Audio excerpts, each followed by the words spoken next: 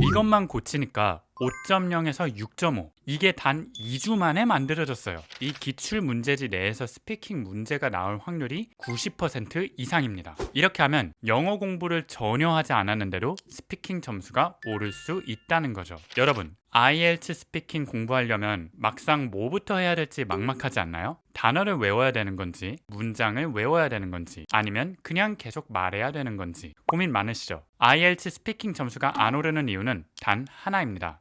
평가 기준을 모르고 공부하기 때문이에요. 많은 분들이 그냥 단어 외우고 문장 외우고 많이 말하면 되겠지 이런 식으로 접근합니다. 근데 IELTS는 그렇게 점수를 주지 않습니다. 실제 제가 가르쳤던 학생 중에 단 2주 만에 스피킹이 5.0에서 6.5로 개선이 된 학생이 있어요. 이 학생한테 어떤 수업을 했는지 제가 알려드릴게요. 급하신 분들은 고정 댓글 확인해주세요. 먼저 이 네 가지를 기억해주세요. IELTS 스피킹은 딱 네 가지로 평가됩니다. Fluency and Coherence, 유창성과 논리성, Lexical Resources, 어휘력, Grammatical Range and Accuracy, 문법 다양성 플러스 정확도, Pronunciation, 발음. 오늘은 이 네 개를 각각 어떻게 올리는지 현실적인 방법만 알려드릴게요. 자, 이게 가장 중요합니다. 왜냐하면 말을 멈추면 바로 점수가 떨어지기 때문이에요. 많은 분들이 문법 생각하다가 멈추고 단어 생각하다가 멈춥니다. 그러면 끝이에요. 중요한 건 단 하나입니다. 끊기지 않고 뭐라도 말할 수 있는 훈련을 해주세요. 방법은 간단해요. 5분 동안 혼자서 말하기 훈련을 해보는 거예요. 하나의 질문을 정하고 5분 동안 무조건 계속 말하세요. 이 트레이닝에서 중요한 것은 잘 말하는 것이 아니라 계속 말하는 것입니다. 문법, 발음, 단어, 엉망이어도 괜찮아요. 중요한 건 끊기지 않고 말하는 거예요. 이 연습을 통해서 우리가 얻을 수 있는 것은 크게 두 가지예요. 첫 번째, 내가 평소에 관심이 없는 주제가 나와도 답변할 수 있는 능력. 두 번째, 최소한 내가 아는 단어들은 전부 다 활용할 수 있는 능력. 이것만 열심히 하셔도 5.0까지는 쉽게 나올 수 있어요.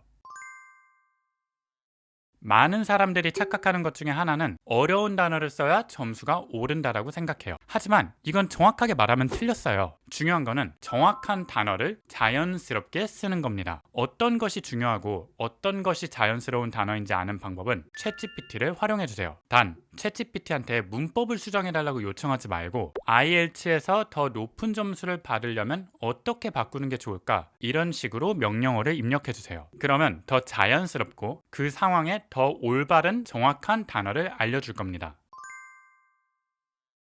문법. 많은 사람들이 어려워하는 부분인 것 같아요. 물론 우리가 시간 여유가 있다면 문법을 여유롭게 공부하고 적용하면 되겠죠. 하지만 만약 시간이 없다면 이 세 가지만 딱 공부해주세요. 시제, 수동태, 관사. 이 세 가지가 가장 많은 학생들이 틀리고 어려워하고 자주 쓰는 문법입니다. 그래서 이 세 가지만 완벽하게 공부를 해도 문법의 90%는 충분히 잡고 갈 수 있어요. 발음은 많은 분들이 오해합니다. 원어민처럼 해야 한다? 아니에요. 이해만 하면 됩니다. 영어는 공식적으로 수백 개의 악센트가 있어요. 그러다 보니까 발음이라는 게 그렇게까지 중요하지 않습니다. 단, 내가 하고 싶은 말을 전달할 수 있는 정도의 발음만 해주시면 돼요. 특히나 한국 사람들이 구분해야 될 것은 FP 발음, VB 발음, RL 발음. 이 세 가지는 한국에서는 딱히 구분하지 않고 하나로 퉁치는 경향이 있어요. 그렇기 때문에 이 발음들만 구분해줘도 훨씬 높은 점수를 받을 수 있어요. 잠깐 구독은 하고 보시는 거죠? 이제 진짜 중요한 내용 나오니까 구독 버튼부터 누르면 진짜 영어 꿀팁들을 알아갈 수 있을 거예요. 여러분, 근데 그거 아세요? IELTS 시험은 1월부터 4월, 5월부터 8월, 9월부터 12월까지는 같은 문제가 나옵니다. 이 뜻은 1월, 5월, 9월에 미리 기출문제를 확보할 수 있다면 문제를 미리 알고 준비할 수 있다는 거죠. 그리고 이 기출문제에서 문제가 나올 확률이 무려 90% 이상입니다. 또한 비언어적 표현을 통해서 영어 공부를 하지 않고도 영어가 늘 수 있는 방법이 있어요. 이 비언어적 표현의 능력이 제가 궁금해서 직접 4일 연속으로 시험을 본 적이 있어요. 정확한 평가를 위해 영어 실력은 최대한 일정하게 유지하려고 하고 비언어 표현만 단계별로 차등을 두었어요. 그렇게 했을 때 최저 점수가 6.0이 나오고 최고 점수는 7.5가 나왔어요. 4일 연속으로 시험 봤으니까 드라마틱하게 영어 실력이 변하진 않았겠죠? 도대체 어떤 방법을 썼을까요? 이 방법이 궁금하시다면 지금 바로 고정 댓글 확인해주세요.